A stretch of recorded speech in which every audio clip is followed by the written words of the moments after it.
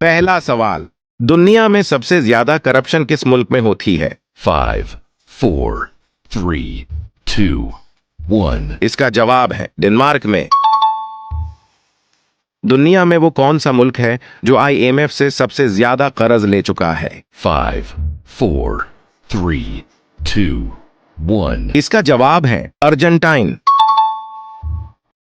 दुनिया का सबसे ज्यादा गरीब मुल्क कौन सा है? 5, 4, 3, 2, 1. इसका जवाब है ब्रोंडी।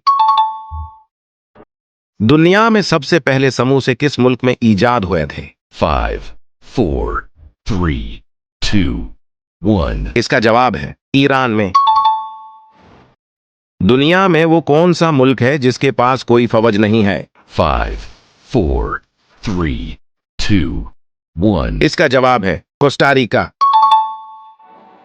दुनिया में सबसे पहला बैंक किस मुल्क में कायम हुआ था? 5, 4, 3, 2, 1. इसका जवाब है इटली में।